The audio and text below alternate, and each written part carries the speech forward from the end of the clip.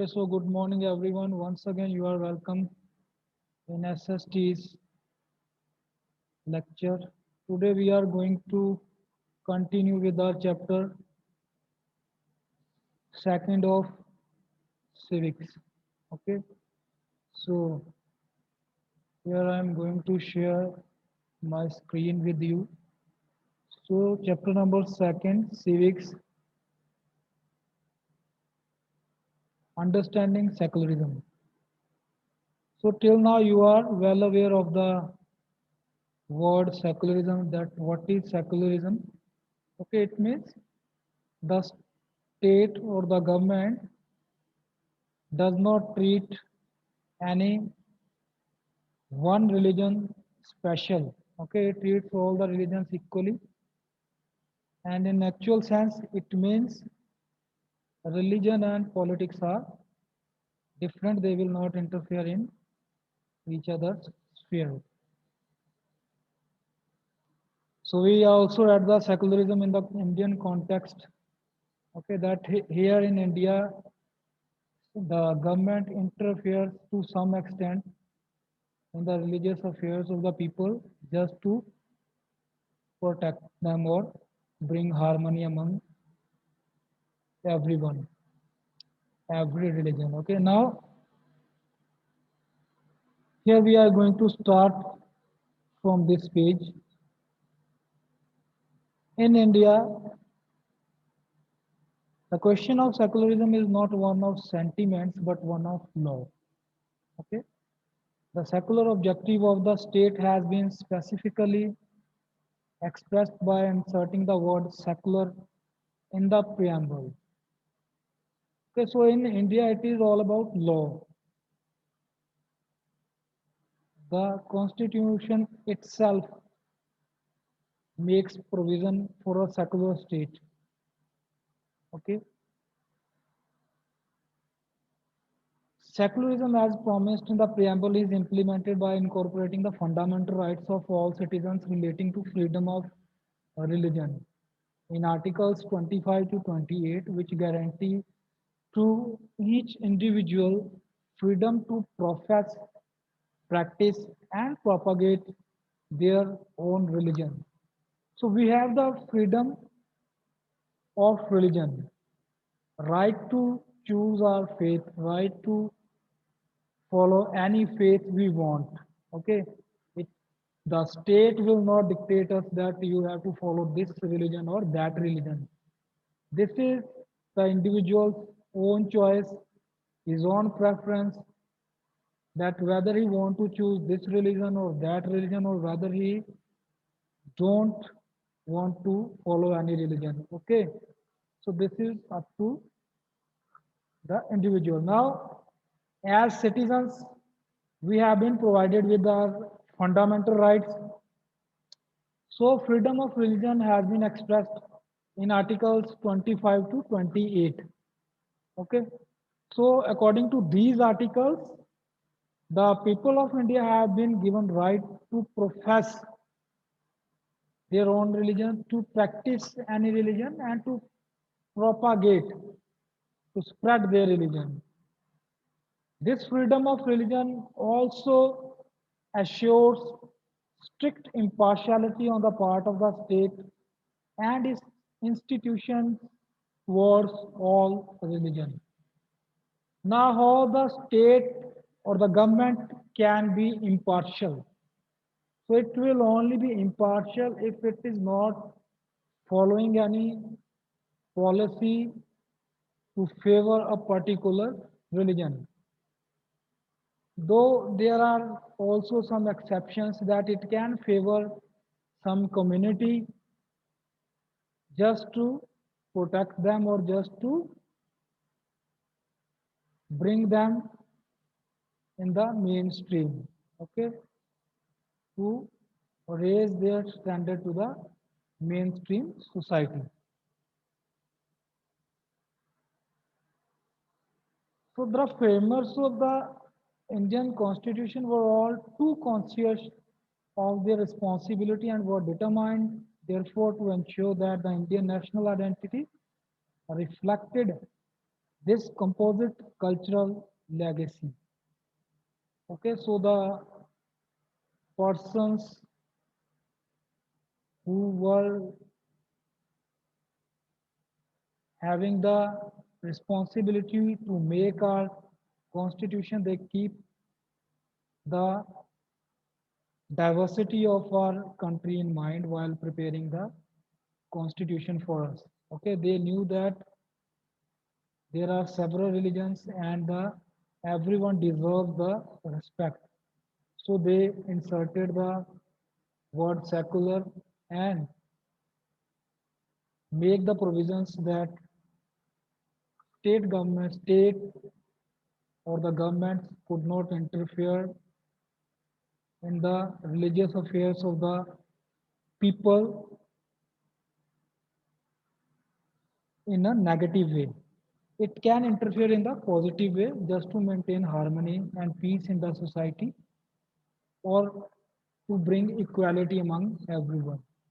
But it cannot favor any religion to bring inequality or to create an atmosphere of anger which can lead to the division of the society and division of the country. So they wanted to bring out the same national identity that we are all Indians. Okay, we are not Muslims, Hindu, Sikh, Persians, or any other. We are first we are Indians, then we have our own distinct religions. So this was the culture of India, and the framers of the constitution just wanted to protect this idea. The third way in which the Indian constitution promotes secularism and has its own strategy to prevent domination is that it only intervenes in personal matters of people to promote equality or to bring social reforms. So the third way is to promote secularism is to remain away from the communal issues. Okay, so the government tries to, if it wants, if it seems that it is very necessary to interfere in someone's personal matters so that the equality can be upheld, or the social reforms can be brought out, then it can interfere in some individuals' personal affairs or the religious affairs. Otherwise, it cannot get involved in the communal affairs. The Western model of secularism and Indian secularism have one thing in common, that they are neither theocratic nor do they establish a religion. Okay, so one thing is clear and common in both the cultures, that is Western cultures and in Indian culture, that these are the theocratic states, and the motive of both the secularism is they do not establish a religion.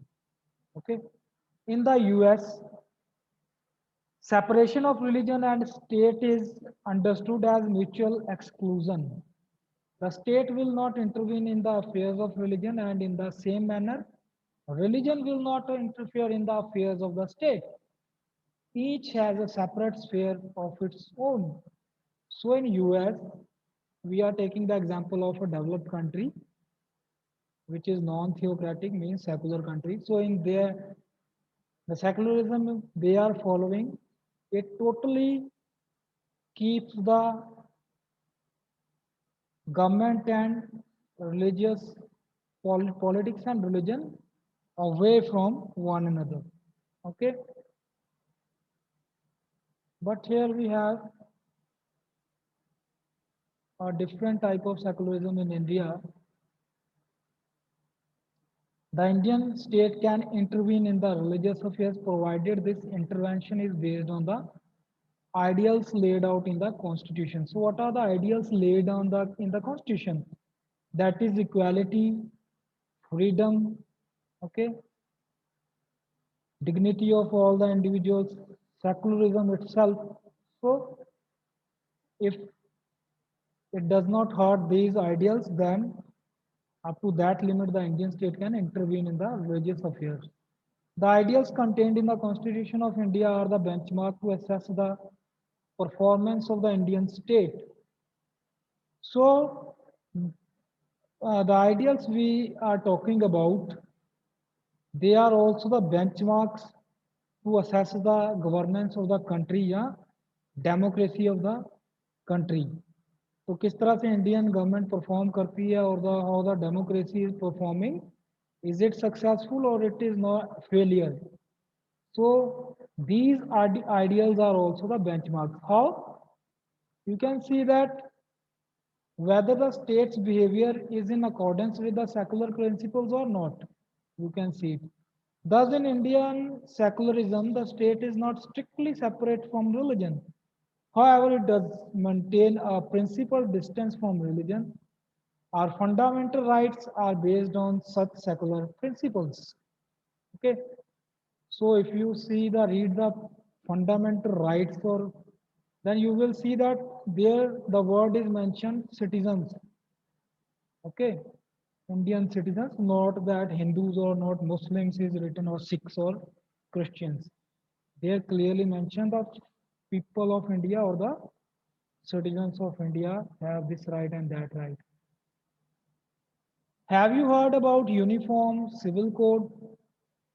What a uniform civil code means? All the rules and regulations are equally applicable to all the people. Okay, whether they belong to any religion. It also a kind of secularism, you can say. The immense cultural and political diversity in India poses significant challenges before the Indian state to maintain such freedom. Sensitization and awareness about such fundamental rights will help people to take action when these violations occur. So, to maintain the principle of secularism and to maintain the freedom of religion of all the people, we have to aware the people about their fundamental rights so that they can take action if their rights are violated in any way. Okay, so this was your chapter. Now we can discuss in group all the entire chapter and all the ideals and principles which we have read in this